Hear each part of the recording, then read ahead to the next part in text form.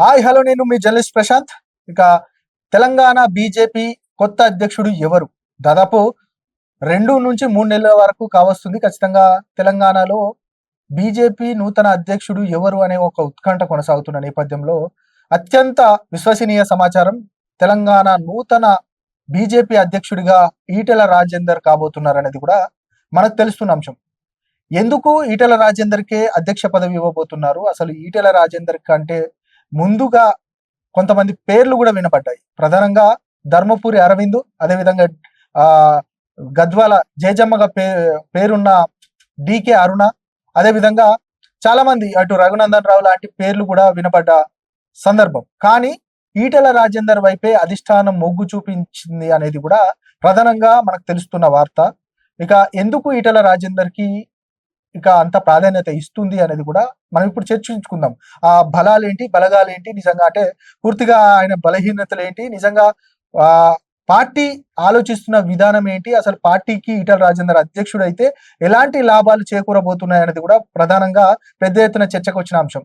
ఇక ఈటెల రాజేందర్ కి సంబంధించి ఆయన తెలంగాణ ఉద్యమకారుడుగా ఉన్నారు. ఆయన తెలంగాణ ఉద్యమంలో క్రియాశీలకంగా దాదాపు తెలంగాణ ఉద్యమంలో ఆయన బీఆర్ఎస్ పార్టీ అప్పుడు బీఆర్ఎస్ పార్టీ కంటే ముందు టీఆర్ఎస్ పార్టీగా ఉన్నప్పుడు కేసీఆర్ తో పాటు నెంబర్ 2గా కొనసాగిన సందర్భం. ఆయనే ఒక కొన్ని సందర్భాలు చెప్పుకున్న సందర్భం, నేను నెంబర్ 2 పార్టీ అనేది మీది కాదు, పార్టీకి సంబంధించి మేమంతా కూడా పార్టీ అన్నట్టుగా నేనే పార్టీకి అధినేతను అనే కాన్సెప్ట్ లో కూడా చెప్పిన సందర్భం. నిజంగా అదే విధంగా సౌమ్యుడిగా తెలంగాణ ఉద్యమకారుడిగా అందరికీ సుపరిచితుడుగా ఉన్న ఈటెల రాజేందర్ కొన్ని అనివార్య కారణాల వల్ల పార్టీలో కొంత కేసీఆర్ తోటి కొంత విభేదించి బయటకు వచ్చిన సందర్భం. ఆ తర్వాత ఇటు బీజేపీలో చేరారు.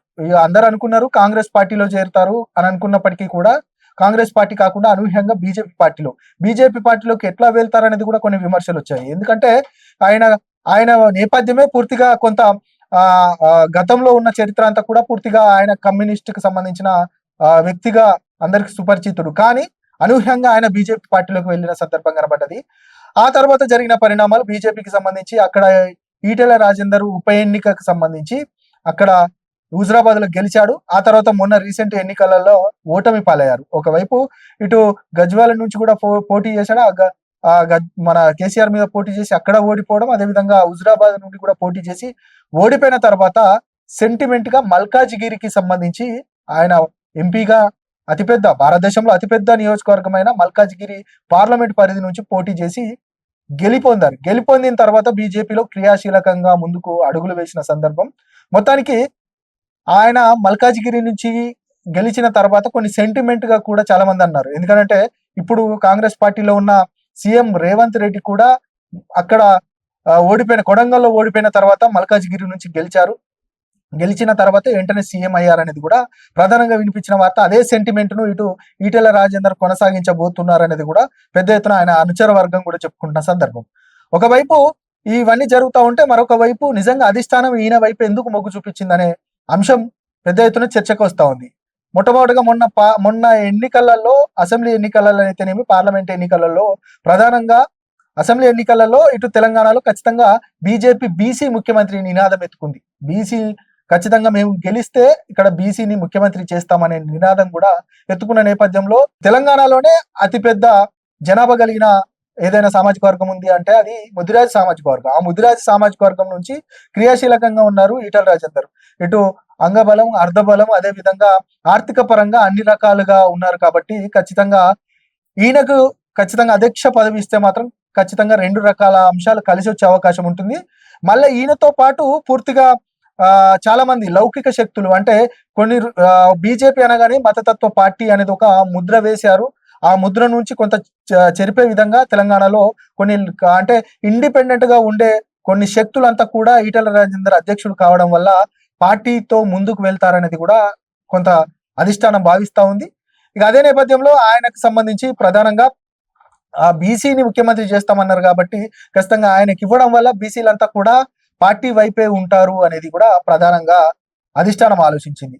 దాంతోపాటు ఇక ప్రధానంగా ఇక రాజకీయ అంశాల విషయానికి వస్తే ఆయనకు అధ్యక్ష పదవి ఇచ్చిన తర్వాత ఇటు బీఆర్ఎస్ ప్రధాన ప్రతిపక్షంగా ఉంది. ఇక్కడ బీఆర్ఎస్ కి సంబంధించి చాలా మంది నాయకులు కూడా అంటే పూర్తిగా ఏ పార్టీల నుండి ముఖ్య నాయకులను పార్టీలో చేర్చుకునే అప్పటి వరకు ఎలక్షన్స్ వరకు అంటే చేర్చుకునే అవకాశం ఉంటుందో దాంట్లో ప్రధానంగా బీఆర్ఎస్ పార్టీకి సంబంధించి ఇక ఆపరేషన్ ఆకర్షికి సంబంధించి ఈయన బీఆర్ఎస్ పార్టీలోనే ఉన్నారు కాబట్టి చాలా మంది ముఖ్య నాయకులంతా కూడా బీజేపీలోకి వస్తారు, ఖచ్చితంగా పార్టీ కూడా బలోపేతం అవుతుంది అనేది కూడా ప్రధానంగా ఇక అధిష్టానం ఆలోచించింది. దాంతో పాటు ఇటు కాంగ్రెస్ పార్టీకి సంబంధించిన రేవంత్ రెడ్డికి ధీటైన జవాబు చెప్పగలుగుతారు. ఖచ్చితంగా ఆయన బీజేపీ మొన్న ఎంపీగా అయినప్పటి నుండి కూడా ప్రధానంగా ఇటు హైడ్రా విషయంలోనైతేనేమి, నిన్న రీసెంట్ గా మనం చూసాము భూ కబ్జాకు సంబంధించిన వారందరి అంటే ఒక రియల్టర్ మీద కూడా చేయి వేసుకున్న సందర్భం. మొత్తానికైతే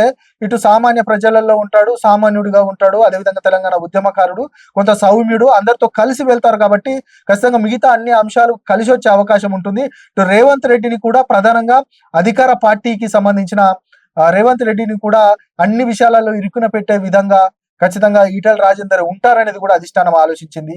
కాబట్టి ఈ అన్ని అంశాలకు సంబంధించి ఇంకా మిగతా నాయకులకు సంబంధించిన మన రఘునందన్ రావు లాంటి వాళ్ళకు కూడా ఇస్తామని ఒక దశలో వీళ్ళు ఆలోచించినప్పటికీ కూడా రఘునందన్ లాంటి యువకుని అంటే యువ నాయకుడిని ఖచ్చితంగా పార్టీ సేవలకు వాడుకుంటుంది. కానీ ఇప్పుడు ప్రస్తుతం బీసీ నాయకుడిగా ఉన్న ఈటెల రాజేందర్కి ఇవ్వడం వల్ల ఇటు బీఆర్ఎస్ కు ఇటు కాంగ్రెస్ కు రెండు విధాలుగా చెక్ పెట్టే అవకాశం ఉంటుంది. ఖచ్చితంగా రానున్న రోజులలో బీసీ నినాదం తెర మీదకి తీసుకొస్తుంది కాబట్టి బీసీలకు సంబంధించి ఎక్కువ ప్రాధాన్యత ఇచ్చి ఖచ్చితంగా ఇక్కడ అధికారంలోకి రావాలనేది కూడా ప్రధానంగా అధిష్టానం ఆలోచించిన నేపథ్యంలో ఇక అన్ని అంశాలు సానుకూలంగా సహకరిస్తున్నాయి కాబట్టి ఈటెల రాజేందరే ఖచ్చితంగా అధ్యక్షుడు కాబోతున్నారనేది కూడా మనకు తెలిసి వస్తున్న అంశం.